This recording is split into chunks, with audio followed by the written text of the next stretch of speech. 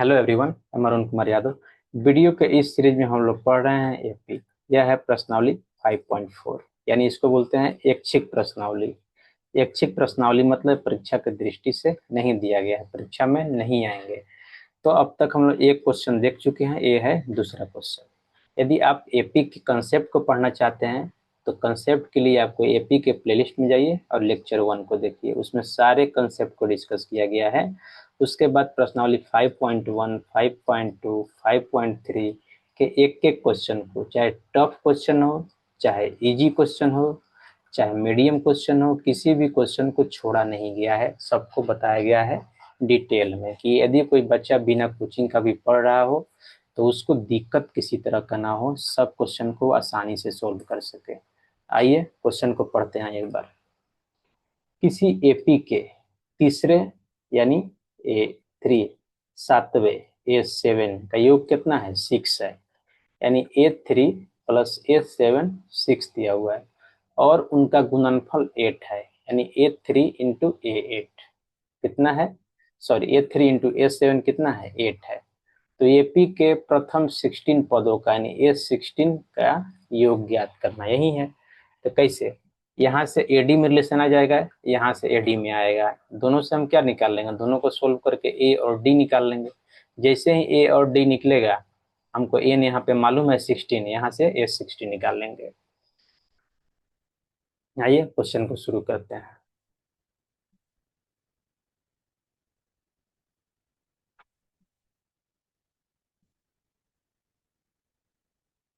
To हल यहाँ या दिया है, जो आपको अच्छा लगे वो लिख सकते हैं। एपी के तीसरे तथा सातवें पदों का योग यही दिया है। क्या लिख सकते हैं? ए3 ए7 इक्वल टू 6, और क्या दिया है? उनका गुणनफल तथा इनका गुणनफल, या लिख दीजिए तीसरे तथा सातवें पदों का गुणनफल तथा इनका गुणनफल क्या है? ए3 इंटू ए7 इक्वल टू कितना दिया हुआ है? 8। पूछ कर रहा है एपी के प्रथम 16 पदों का योग पूछ रहा है।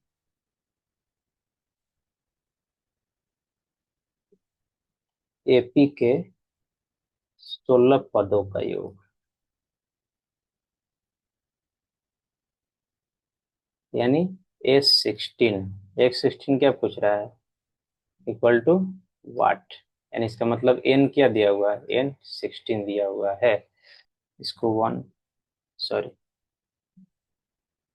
इसको 1 मान लेते हैं, इसको 2 मान लेते हैं। आइए चलते हैं समीकरण 1 से। ए3 प्लस ए7 क्या दिया हुआ है? 6। तो इसको हम क्या लिख सकते हैं? ए प्लस n-1 यानी 3-1 इंटू डी लिख सकते हैं।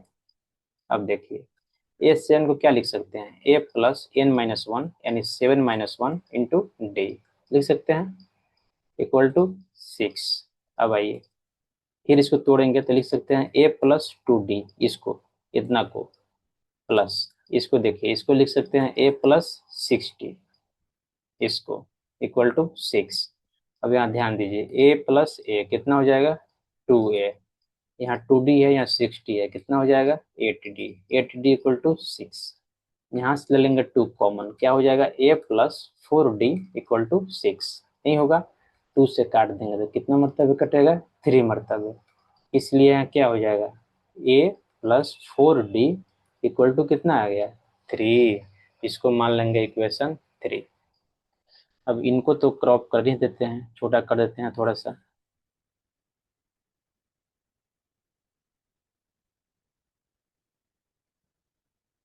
यहाँ ला देते हैं और एक बीच में लाइन ड्रॉ कर देते हैं। आइए ये हो गया। अब लिखते हैं समीकरण 2 से। समीकरण 2 क्या है, A3 into A7 equal to कितना है, 8 है। A3 को क्या लिख सकते हैं, similarly A plus 3 - 1 into D, यानी n-1। तो n की जगह पे 3 है, यहाँ भी A प्लस n-1 यानी 7 - 1 इंटू डी इक्वल टू 8। अब यहाँ लिखिए तो क्या लिख सकते हैं, 3 - 1 क्या हो जाएगा, 2D। अब देखिए यहाँ से, अब यहाँ से A प्लस क्या हो जाएगा, 60, 60 इक्वल टू क्या हो जाएगा, 8। अब आइए, अब A का वैल्यू हम यहाँ समीकरण 3 से पुट कर दे रहे हैं, तो A इक्वल टू क्या हो जाएगा, यहाँ पे A इक्वल टू क्या हो जाएगा, 3 - 4D। तो A की जगह पे लिख रहे हैं 3 - 4D, यानी A की जगह पे 3 - 4D, ऑलरेडी क्या है, 2D है, ब्रैकेट क्लोज। फिर यहाँ A की जगह पे क्या लिख रहे हैं, A-3 - 4D, यहाँ है 60 इक्वल टू 8। क्या पुट किया यहाँ पे, समीकरण 3 से, समीकरण 3 से क्या पुट किए हैं, A इक्वल टू 3 - 4D। अब यहाँ ध्यान से दीजिएगा, तो 4D को उस साइड जस्ट ले गए हैं, तो 3 - 4D, यानी A इक्वल टू 3 - 4D हो गया है, यही है।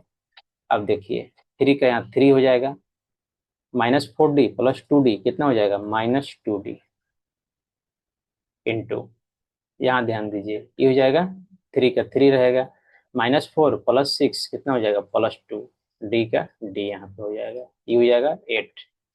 अब आइए क्या करेंगे, मल्टीप्लाई करेंगे, तो यहाँ 3 रहेगा, 3 इंटू 3 प्लस 2D कर देंगे एक बार, फिर यहाँ -2D को ला देंगे, फिर -2D को इससे मल्टीप्लाई करेंगे, 3 प्लस 2D इंटू 8, ये क्या हो जाएगा, अब गुना करेंगे, 3 तिहाई 9, 3 दूना 6, 6D। अब यहाँ देखिए -60, फिर यहाँ गुना करेंगे तो क्या हो जाएगा, -4D² इक्वल टू 8। ये क्या हो जाएगा, यहाँ +6D - 6D कैंसिल हो जाएगा, तो क्या बच जाएगा, 9 -4D² इक्वल टू 8। अब इसको थोड़ा सा क्रॉप कर देते हैं, क्योंकि यहीं पे हम चाह रहे हैं कि डी का वैल्यू निकाल दें, आगे ना जाए ज़्यादा। अब आइए तो क्या लिख देंगे यहाँ पे, यहाँ क्या 9, माइनस छूट गया ना, 9 - 4D², 9 उस साइड जाएगा तो क्या हो जाएगा, यहाँ हो जाएगा 4D², 8 - 9 नहीं होगा। अब देखिए -4D² इक्वल टू हो जाएगा -1, माइनस माइनस क्या हो जाएगा, प्लस हो जाएगा, D², 4 को उस साइड ले जाएंगे तो क्या हो जाएगा, 1/4। अब देखिए डी आपका इस साइड रहेगा, उस साइड जाएगा तो क्या हो जाएगा, रूट हो जाएगा, यानी 1/4 हो जाएगा। तो यहाँ से डी क्या निकल जाएगा, या हम डी को लिख सकते हैं 1/2 का होल स्क्वायर। अब यहाँ क्या होता है, यहाँ पॉजिटिव नेगेटिव दोनों होता है, रूट आता है, तो मालूम होगा, बेसिक है, इसलिए डी इक्वल टू क्या हो गया, +-1/2, यानी 1/2 या -1/2 दोनों होगा। आप देखिए ए और डी, हमको ए निकालना है समीकरण 1 से, क्या है समीकरण 1 है,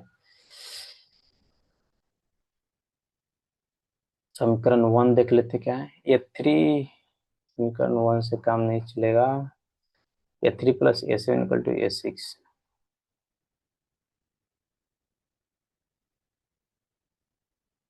समीकरण 3 A + 4D = 3, समीकरण 3 ले लेते हैं, समीकरण 1 2 3, 3 से A + 4D = 3, यहाँ D के वैल्यू पुट कर देंगे, तो क्या पुट करेंगे हम, D = 1/2 पर, यानी पहला में, ठीक है, क्या हो जाएगा, A + 4 × 1/2 = 3, क्या हो जाएगा, A प्लस से कट जाएगा 2 मतलब, A + 2 = 3, 2 उस साइड जाएगा, घट जाएगा, क्या हो जाएगा, 1 हो जाएगा, इसलिए एक कितना आ गया, 1 आ गया। अब देखिए एक और वैल्यू है डी इक्वल टू -1/2 पर। इस पे क्या हो जाएगा, उसी क्वेश्चन में पुट करेंगे 3 में ही, a+4 डी की जगह पे -1/2 इक्वल टू क्या हो जाएगा, 3 हो जाएगा। तो ये क्या हो जाएगा, 2 से 4 मरतबे, 2 से काटेंगे 4 तो क्या हो जाएगा, 2 मरतबे कट जाएगा, 2 इंटू -1 क्या हो जाएगा, -2 इक्वल टू 3। और एक लाइन ड्रॉ कर देते हैं यहाँ पे। अब देखिए, तो यह क्या हो जाएगा, 2 उस साइड जाएगा तो 3+2 हो जाएगा, इसलिए ये इक्वल टू क्या हो गया, 5 हो गया। क्वेश्चन हमसे पूछा क्या जा रहा है, पहले एक बार वो देख लें। तो एपी के प्रथम 16 पदों का योग ज्ञात कीजिए। तो हमको कितना आ गया, 2 एपी आ गया। देखिए पहला कौन सा है,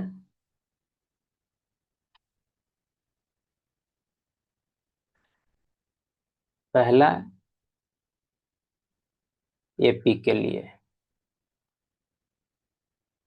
पहला एपी के लिए ए मेरा कितना आया है, ध्यान दीजिएगा, A1 है डी इक्वल टू 1/2 पे, A1 है डी इक्वल टू 1/2 पे। यहाँ पे यदि S16 निकालेंगे यानी SN निकालेंगे तो क्या हो जाएगा, n/2 और 2a plus n-1 into D. तो SN के जगह पे क्या रख देंगे, n के जगह पे 16 रख देंगे, तो कितना हो जाएगा, 16/2 2a 16-1 इंटू डी, नहीं होगा। अब देखिए ये हो जाएगा 8। इस कंडीशन में a कितना है, पहले पी के लिए a कितना है, 1 है, यहाँ है 15, d कितना है 1/2, तो क्या हो जाएगा 8 इंटू 2 प्लस 15/2, इसका एलसीएम ले लेंगे तो हो जाएगा 8 इंटू 4 प्लस 15, कट जाएगा 4 मरतबे, ये हो जाएगा 4 इंटू 19, 19 चौका 76,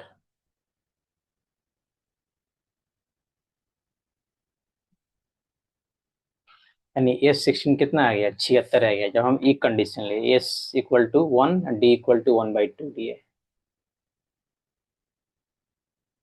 लिए S16 कितना आ गया, 76। कब आया है ये, जब A इक्वल टू और D इक्वल टू कितना कितना है, 1 1/2, 1 और 1/2, दूसरे एपी के लिए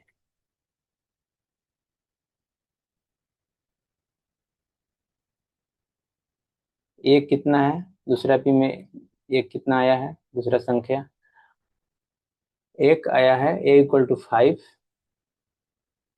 डी -1/2 पर,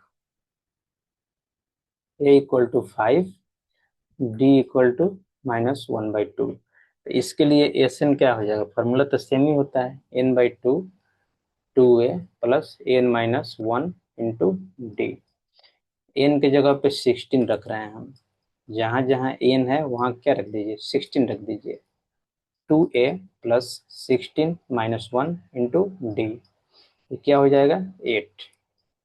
ए की जगह पे कितना है, यहाँ पे 5 है, यहाँ देखिए प्लस 15, डी की जगह पे कितना है -1/2 है, इसको ब्रैकेट में डाल देते हैं। अब देखिए 8, ये दोनों कितना हो जाएगा 10, एक कितना हो जाएगा -15/2, नहीं होगा। अब एक लाइन ड्रॉ कर देते हैं बीच में,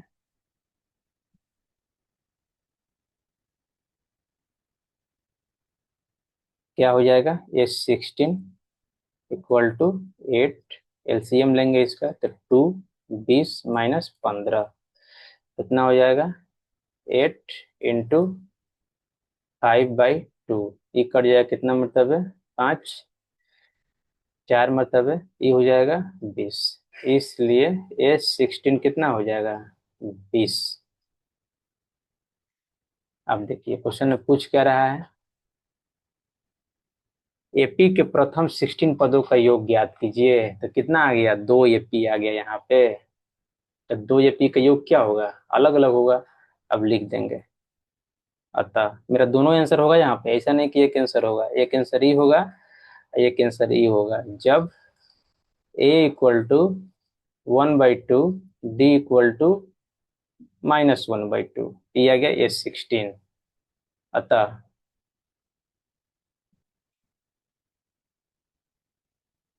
क्या लिखेंगे, दिए हुए कंडीशन पे,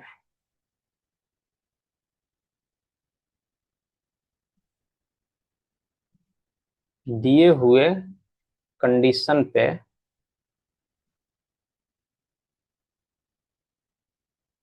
दिए हुए कंडीशन पे 2 एपी आया।